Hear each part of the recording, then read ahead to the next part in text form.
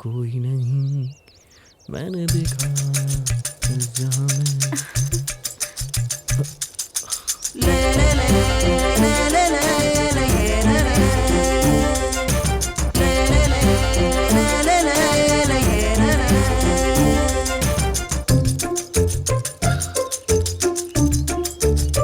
मुझे तुमसे कुछ बात करनी है।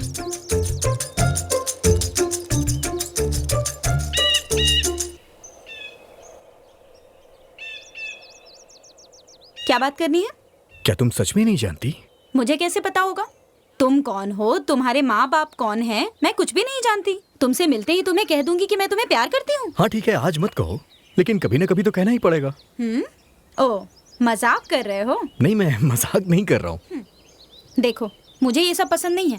मेरे घर वाले जिससे कहेंगे मैं उसी से शादी करूंगी, इसलिए आज के बाद से मेरा पीछा करना छोड़ दो। नहीं, ऐसी बात नहीं है। देखो, तुम चाहते हो ना कि मैं तुमसे प्यार करूं, तो तुम एक काम करो, कल अपने माँ पापा को लेकर यहाँ आ जाना। आगे क्या करना है मैं यहीं पर फैसला सुनाऊंगी। ये मेरे माँ बाबूजी को बुला रही है। चलो ठीक है, लेके आता हूँ।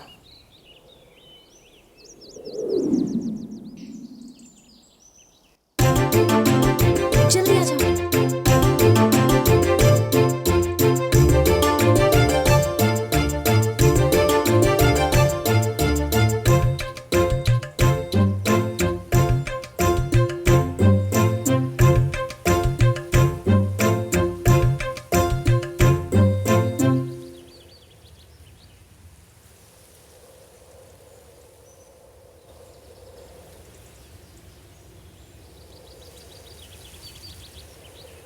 अभी तक नहीं आया।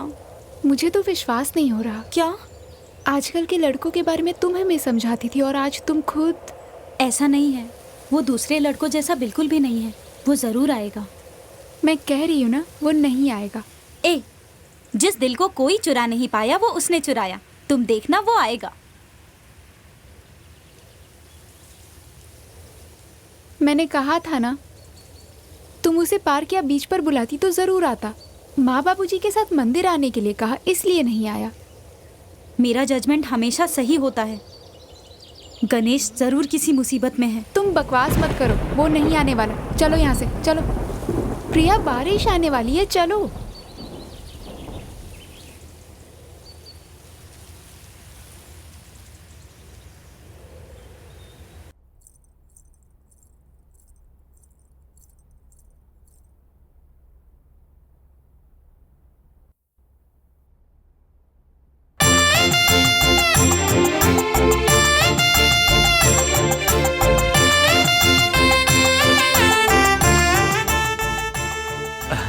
मुझे लगता है यही लड़की होगी। आओ बेटी, ये मेरी बेटी प्रिया है। नमस्ते। हाँ, मंदिर में देखा था मैंने। हाँ। तुम जब भी मंदिर से आती हो हमेशा बोलती हो कुछ अच्छा होने वाला है। आज देखो तुम्हारा मनचाहा वर मिल गया। अब क्या है कि दोनों परिवार राजी है, तो जल्दी से शादी करवा दीजिए। लड़की की मर्जी तो पूछ लीजिए। अगर माँ पिताजी को मंजूर है तो मुझे भी मंजूर है। लड़की शर्मा गई, देखिए तो। देखिए, हमें भी मंजूर है। हमारा लड़का शहर में है, एक बजरा उसे हम पूछ लें फिर। शुभ काम में देर मत कीजिए, फोन करके उनका फैसला भी जान लीजिए। जाइए जाइए, जाकर लड़के से यहाँ की बात बताकर उसकी राय भी ले लीजिए। हाँ, आता हूँ। यहाँ नेटवर्क नहीं मिल रहा है क्या?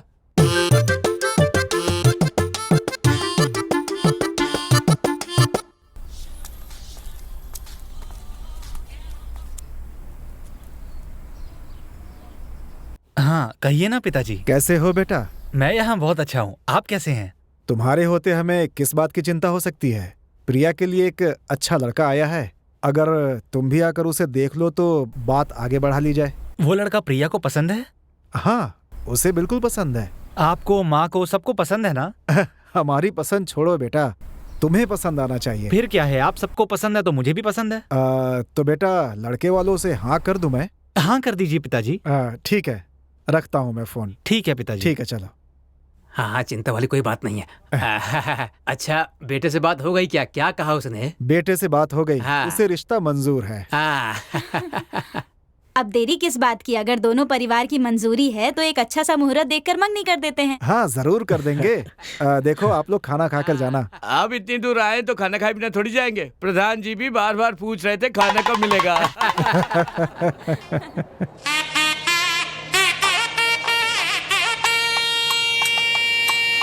दोनों की जोड़ी देखने में बहुत सुंदर लग रही है। बस क्या हुआ समधी जी? हाँ? मेरे बेटे की तरफ इशारा करके कुछ कह रहे हैं क्या?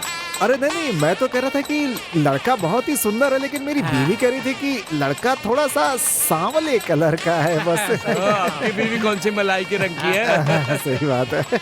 समधी जी, मेरा बेटा अक्ल में तेज है और आपकी बेटी सुंदरता में, इसलिए दोनों के मिलन से होने वाले बच्चे सर्वगुण संपन्न ही होंगे। हाँ, आपकी बात भी सही है, सही है। समझी जी, लड़के की बहन और जीजा कहीं दिख नहीं रहे। यही है, अभी आ जाएंगे। हाँ ठीक है। अरे वो आते ही होंगे। यहाँ पर सब लोग हैं, गांव के प्रधान जी भी है, रस्में पूरी करते हैं ना। हाँ, आपका कहना बिल्कुल सही है, जल्दी से रस्म पूरी कीजिए। लड़की और लड़के के माता पिता सामने आइए, थाली बदल लीजिए। राम कुमार के बेटे गणेश को अपना दामाद मानते हैं और सुरेश की बेटी प्रिया को अपने घर की बहू स्वीकार करते हैं। अब दोनों समधी आपस में थाली बदल लें। रुकिए।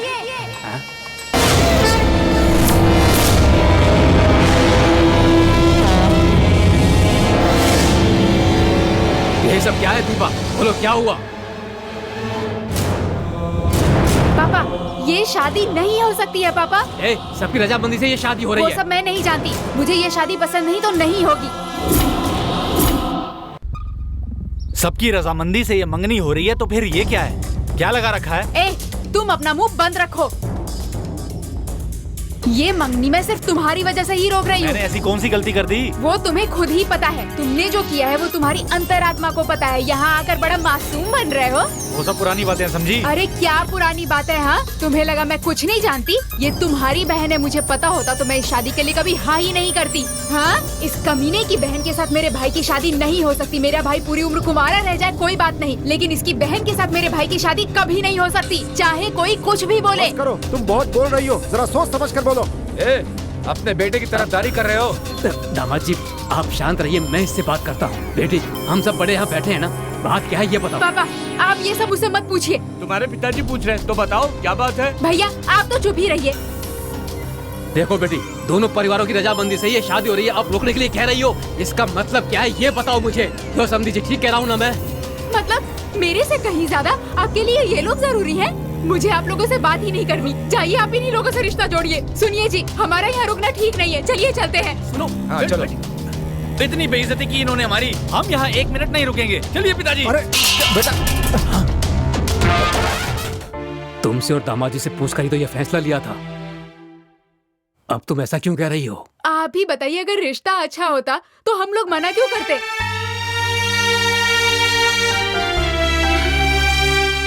लेकिन तुम्हारा भाई उसे पसंद करता है। दुनिया में और सुंदर लड़की नहीं है क्या? अब देख लेना, मैं अपने भाई के लिए इससे भी ज्यादा सुंदर लड़की ढूंढ ही निकालूंगी।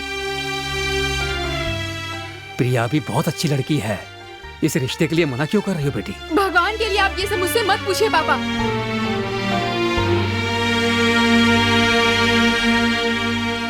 तुम्हारी उस लड़की के भाई के साथ कोई दुश्मनी है क्या?